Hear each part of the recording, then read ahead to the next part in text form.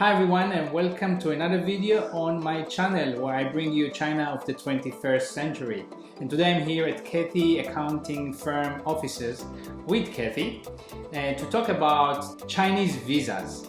This issue can be complicated, and that's why we're doing this video. We will talk about different types, what kind of people it's suitable for, the requirements, and you should stick until the end of the video because we will dive a bit more into the notorious PU letter.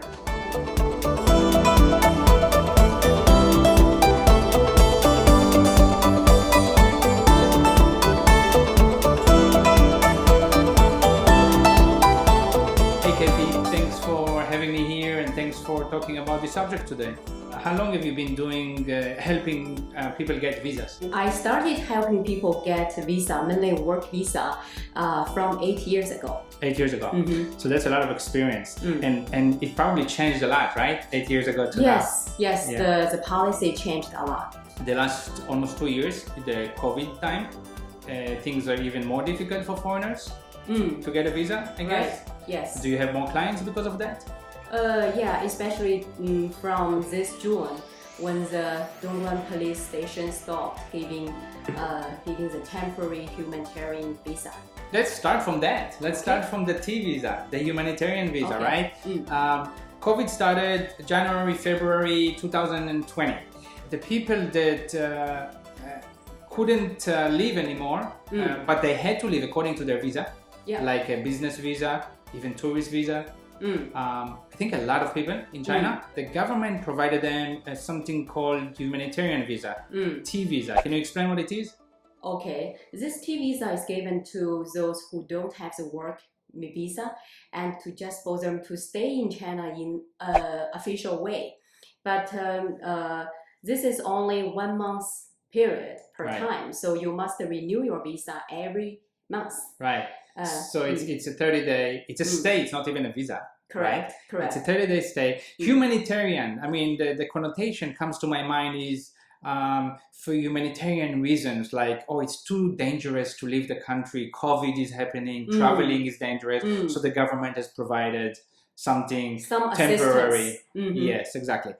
So a lot of people got this every month for more than a year. And then a few months ago, and I think in many cities in China, in most of China, I guess, but maybe not at the same time, they stopped giving it. Do we know why they stopped, or there is no official reason? There's no official notice or official reason, but we guess that the government may just want to push people to get more official visa to stay here, not just for humanitarian. Because after around 1.5 years, people should have a reasonable reason to stay. Right. So they don't want you to just rely on this humanitarian visa. Right. So a lot of people had to find different solutions if they wanted to stay in China. Right. Right. The easiest way for people to continue get a temporary visa is the business visa, because now the Dongguan Immigration Bureau still they allows people to get to apply business visa if they can provide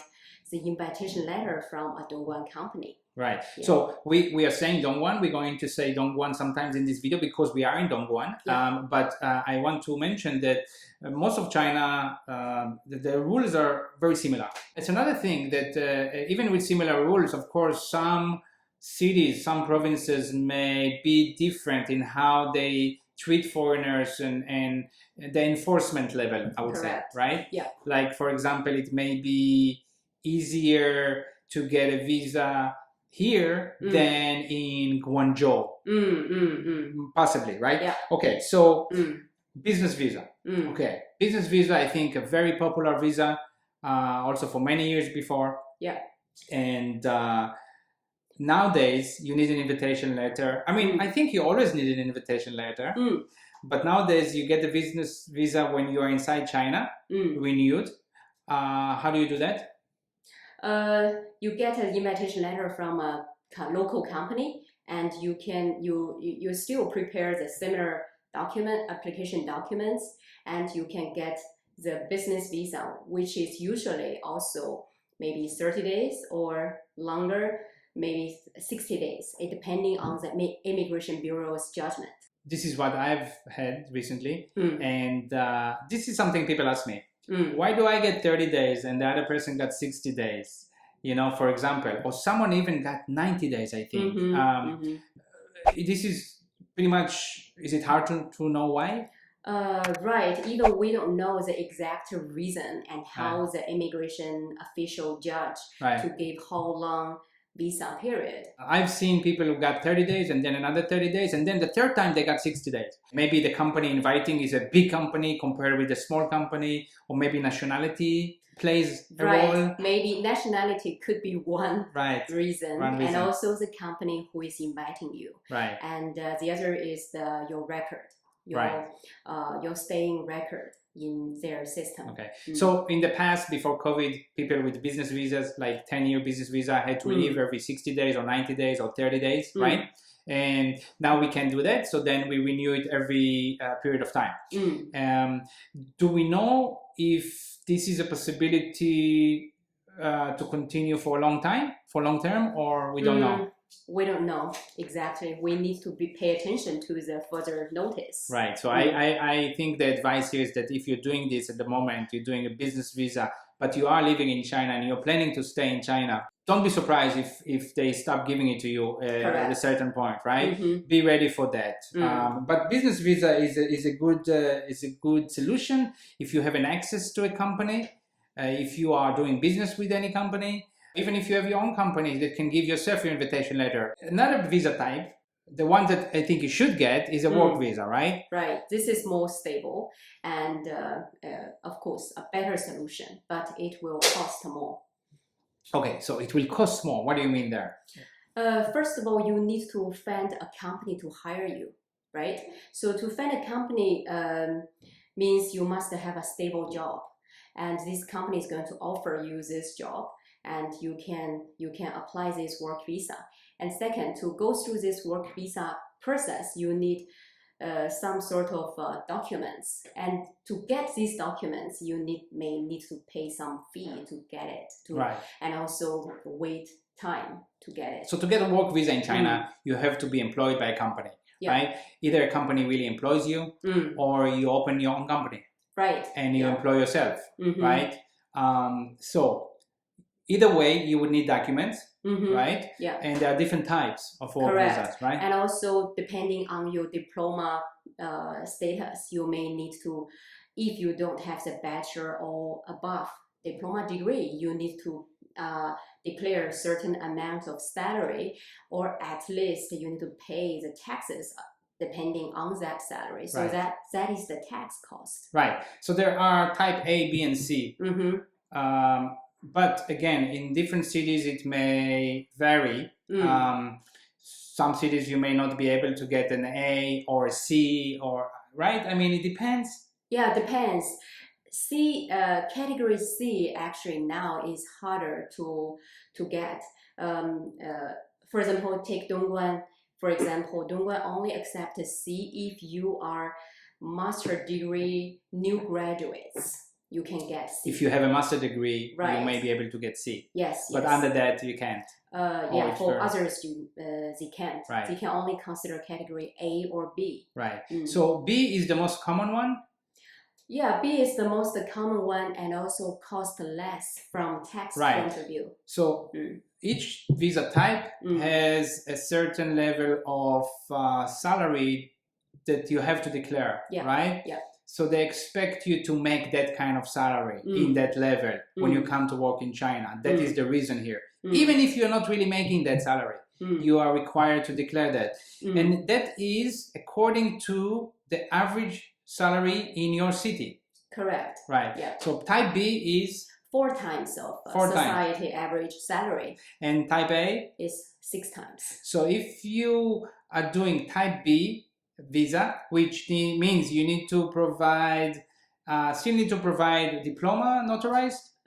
Yes, you still need to, no matter you have bachelor degree or not, you need to provide the diploma notarization documents. So either high school or bachelor, diploma notarization, authentication, and all of that process, right? That probably usually needs to be done back in your home country. So if you're here, you may want to hire an agent or something like that. And then you also need non-criminal record. Yes, you need to non-criminal record within 6 months. Also notarized, authenticated, and all of that back in your home country. So quite mafan, difficult, right? Can be quite time consuming. Yes, time consuming. Not only time consuming, but also you need to figure out the complicated process. Right. And in a city like Dongguan, 4 times salary, so you need to declare almost 30,000 RMB. 20, and now according to the new standard from July, it's 26. It's around 26,000 salary, and the corresponding tax is going to be around 2,600 per month. 2,600 RMB per month. Okay, and then if you do type A, some things are much easier. You basically do not need any documents to be authenticated. This is the special policy in Dongguan. You don't need to. If you use class A and declare 6 times of society average salary, you can avoid providing the diploma and non-criminal record notarization document. Right, makes it much easier and faster. Correct. But then you need to declare 6 times the average salary. Yeah, in Dongguan it's nearly 40,000 renminbi salary per month, and the corresponding tax is about 5,800. 5,800 RMB tax every month for type A working visa. And this is almost 1,000 US dollar. Yeah. I think we think is a lot, and we feel like it's a lot because we have been living here for a very long time. But honestly, if you think about it carefully, and you think about taxes in the US, this is not normal. I think it's normal. I don't think it's. I think it's like, okay, if you do make 40,000 RMB a month and you pay 5,700 tax, it kind of makes sense for the country to charge that. The issue is that you may actually not make the 40,000. You're just doing this because you want a visa.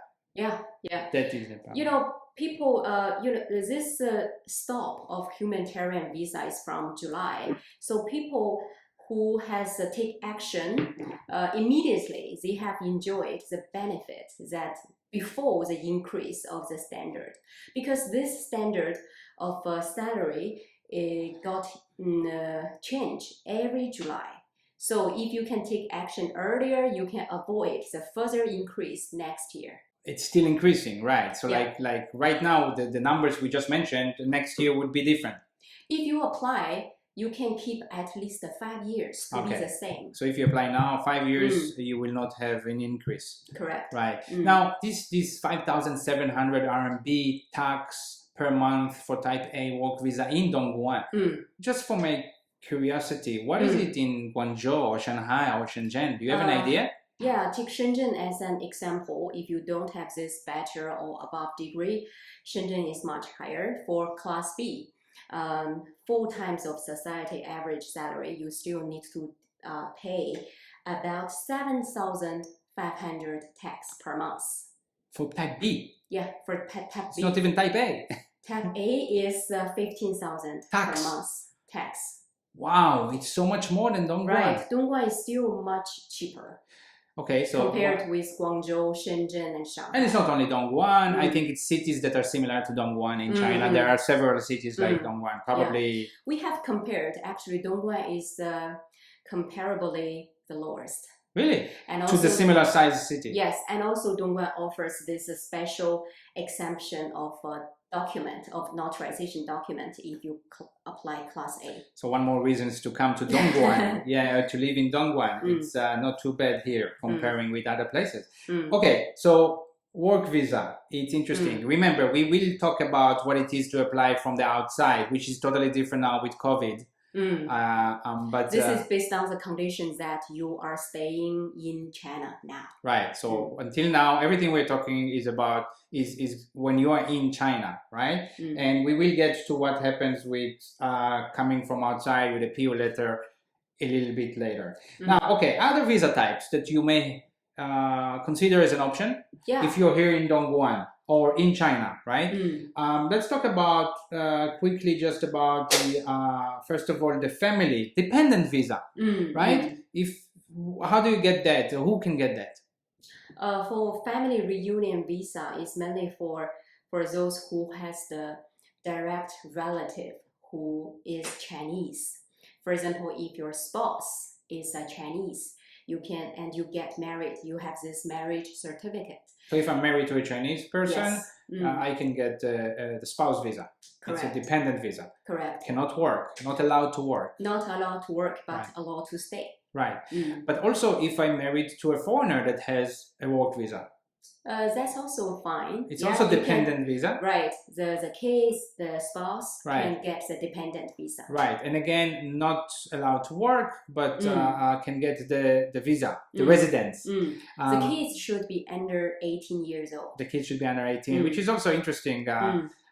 What happens when my kids get over 18 and we are here? How do they get a visa? That's a whole different conversation, an interesting one. But okay, so this is dependent visa. I want to mention one more thing that I think even if your kids have student visa, they are under 18 and they have a student visa, you can also get a dependent visa as their parent. Right. And by the way, international schools, as far as I know, cannot give a student visa.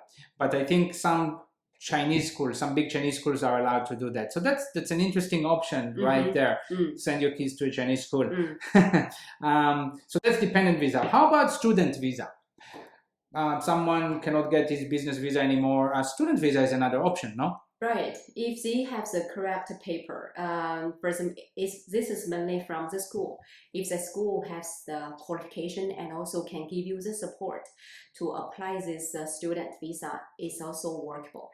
So I would assume that most universities can do that, right? Yeah. Maybe not all, but most universities seem to accept foreign students. Yeah. So, you know, you can pay the tuition and go study, maybe not full-time study, but, and again, to mention, I don't think you can work on that visa, right?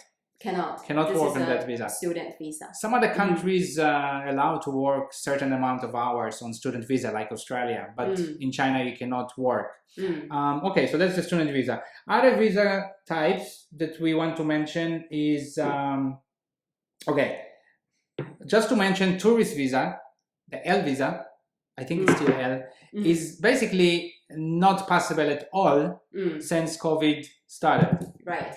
It's people from outside or people here, they change it already to the T visa and now they have other visas. So forget about tourist visa not happening during COVID. Also the 72-hour exemption visa that, you know, some areas in China allow. It's a different thing. It's only from coming from outside. I believe if you can come from outside, you already have the business or the work permit. So, and then the holy grail of all visas in China is the green card. What do you call it? A permanent? Yeah, permanent residency card. Okay. Now we are seeing more and more foreigners getting it finally, right? Yes. There are two ways to get that. There are two main ways. Two main ways. Yes. Okay. What is it? One is through marriage. If a foreigner is married to a Chinese person for more than 5 years, they can have the basic qualification to apply this permanent residence card. All right, I'm going to do a video. We're talking to a person, our friend that just got that visa, to let us know about the process. Once this video is up, I will also put the link on the screen. But for you, Cathy, I want to ask you, this kind of married to a Chinese person for 5 years or more, it's not just that, right? There are other requirements, like you need to have certain amount of money in the bank for a certain amount of time. Yes. The Immigration Bureau is going to ask you to provide a bank deposit proof. Okay. For example, in Dongguan now, this requirement is 200,000 renminbi deposit in the bank. And different cities different, yeah, right? Different cities may be different. And there are other requirements too. But again, I will do another video with our friend Miguel, and we will talk more in depth about that visa. So this is by marriage, and then the other way. The other one is through the work.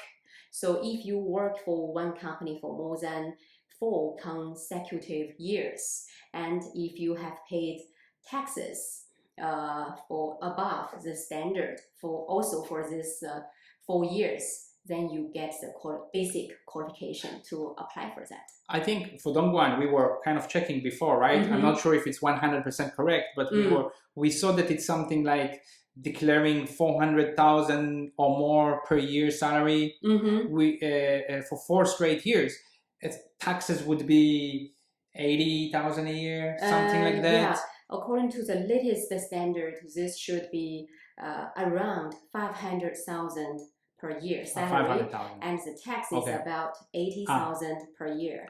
Okay, so if you pay about 7,000 RMB per month tax for 4 straight years, you may be qualified to get the permanent residence, which is a 10-year card that is a visa, and it's also a work permit. Right. If you get this card, you will not be needed to apply work permit anymore, because this card can allow you to work.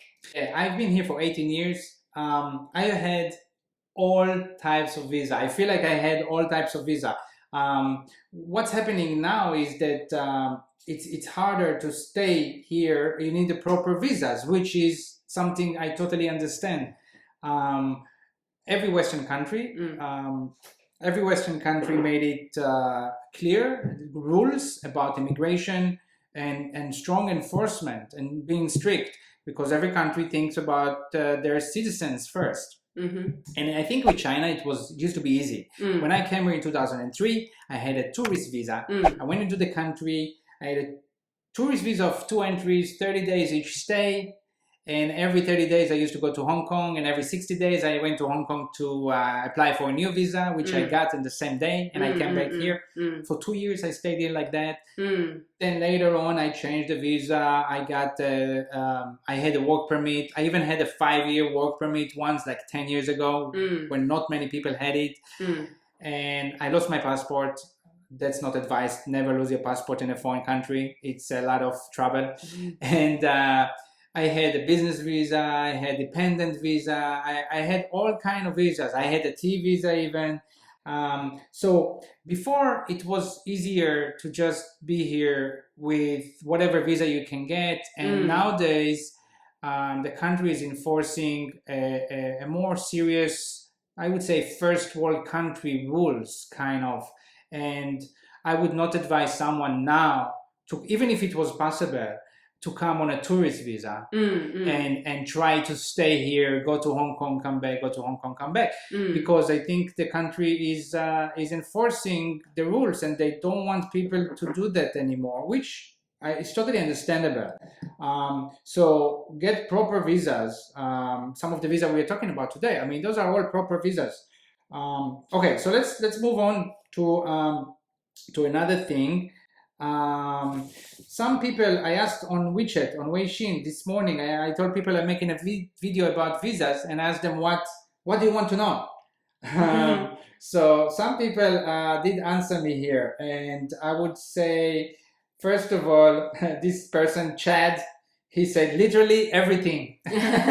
So Chad wants to know everything. I don't think we can talk about everything in one video, but I think you get a lot of information in this video.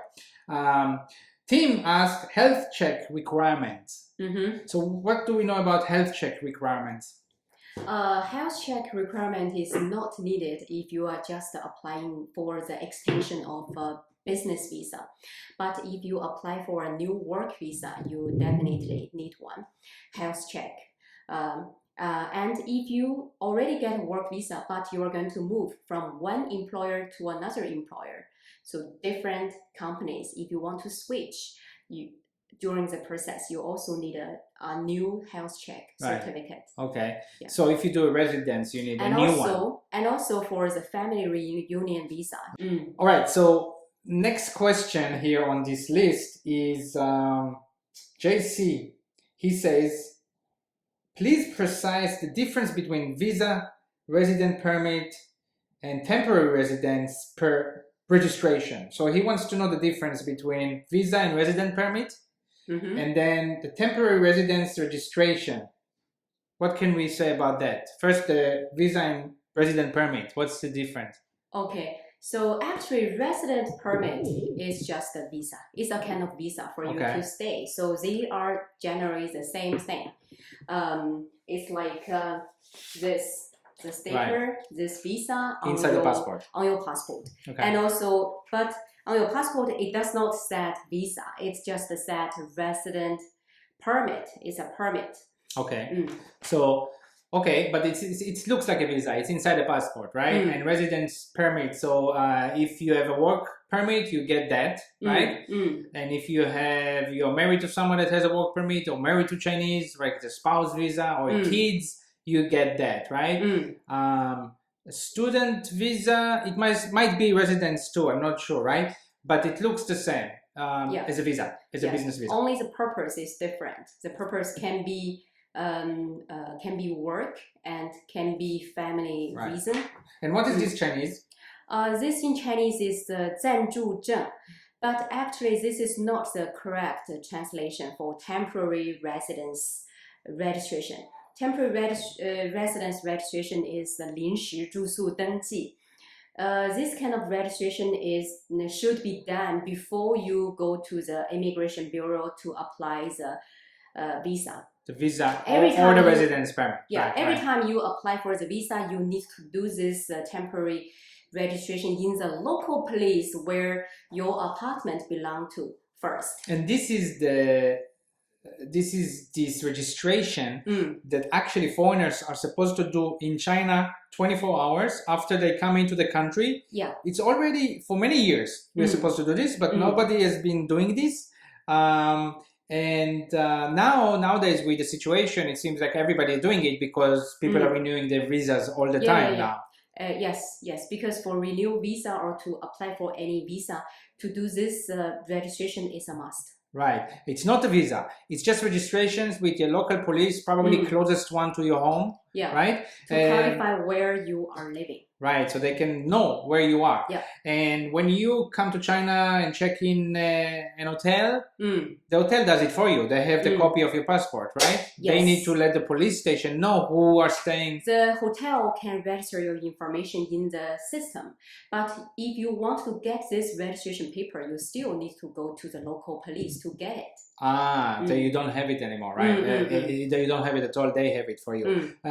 And so now I've been doing it for many times recently, and you need to get a rent contract of your apartment with your name on, passport number, everything, valid contract. And then you need from the management center of your garden, you need to get another paper saying you're really living there, and you need a passport photo, and you need a copy of your passport, a copy of your visa, a copy of your the stamp of your entry to China. Even now, 2 years almost after my entry stamp to China, every time I still need to bring them that copy to the police station. Yeah, you know. But by now I know the police people there, and they're quite nice to me. so they know what I'm coming for. Yes. Okay, so you need to get the latest one. These are the differences. So as I promised before, now it's time to talk about what happens when you want to come back to China. You are outside right now, and you want to come back, or you want to just go and work in China. With the whole COVID situation, has been difficult. A lot of people have heard the name PU letter. The notorious PU letter. People have been asking me for many months now, a couple of years almost, how do I get the PU letter? Can you help me? It's like, first, no, I cannot help you. What is the PU letter? The PU letter is needed in this COVID situation period because the government needs to control and try to avoid the risk. So to get a PU letter, first of all, I want to mention this letter is used for foreigners who is staying out of China and want to come into China. So anyone outside of China right now want to come into China? Well, not anyone, right? Because we will talk about like if you're coming back and you live now, but basically you need a PU letter to show the consulate. To show to the consulate and then get a single entry visa to China. But before we continue about this, so who doesn't need it? possibly some consulates, some countries? Now, most of the China embassies and consulates in most of the countries, they need it.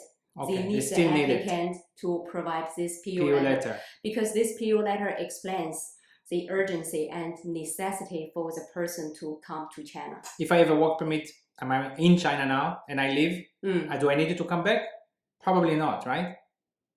If I have a work permit now and I'm in China and I go home and I want to come back, my visa is still valid? No.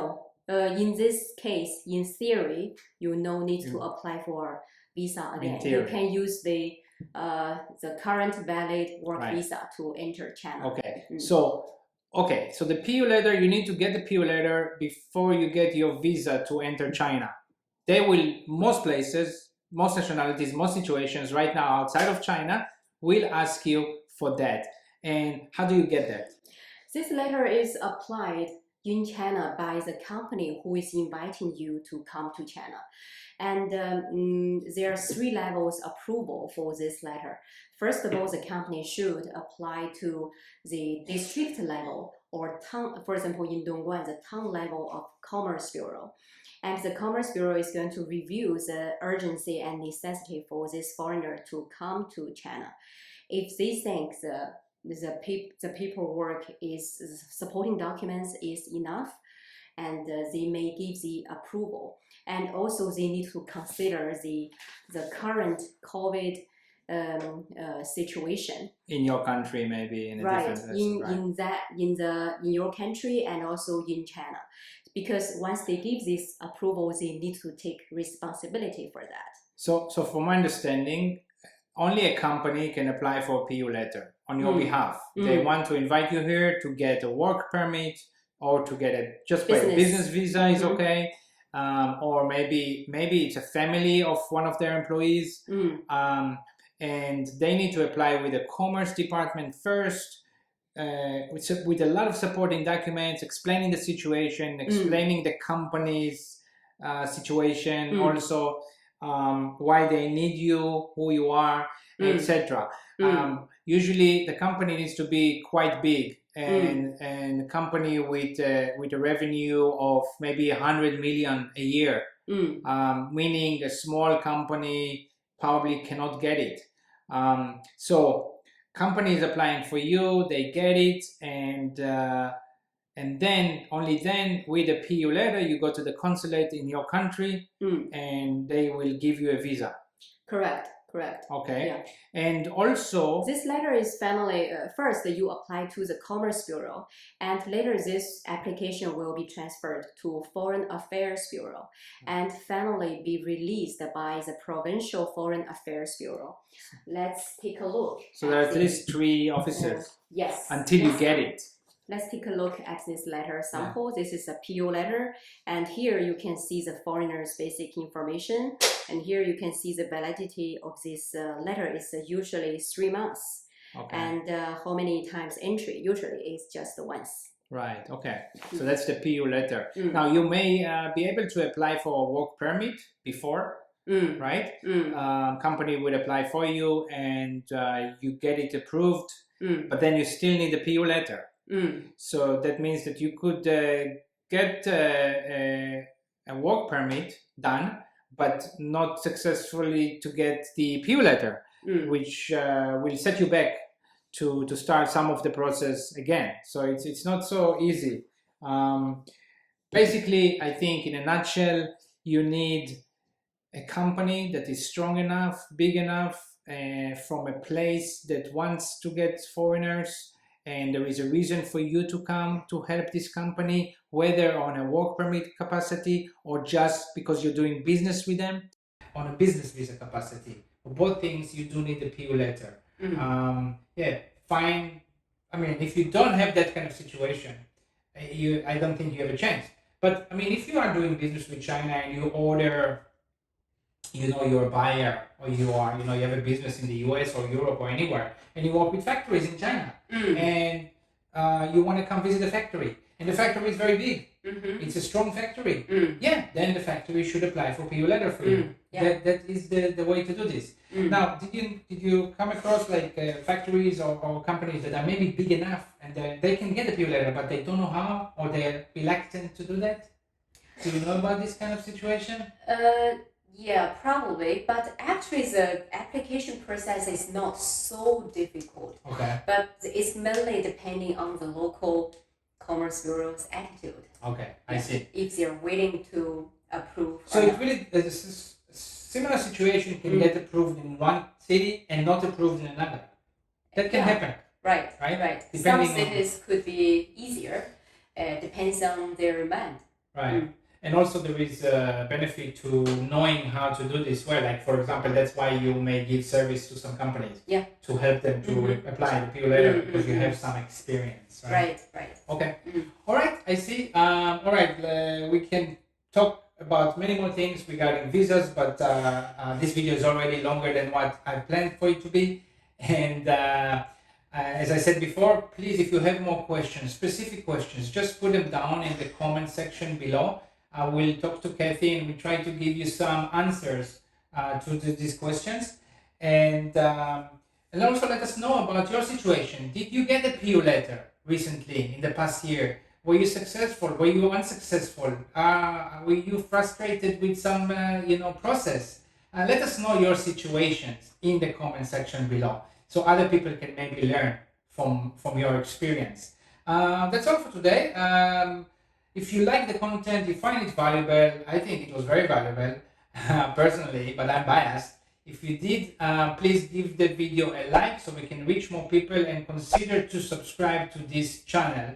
Cathy, thank you very much.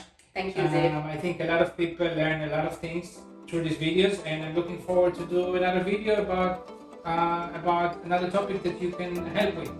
Okay. All right. Okay. Thank you. Bye-bye. Thank you for watching. Bye-bye.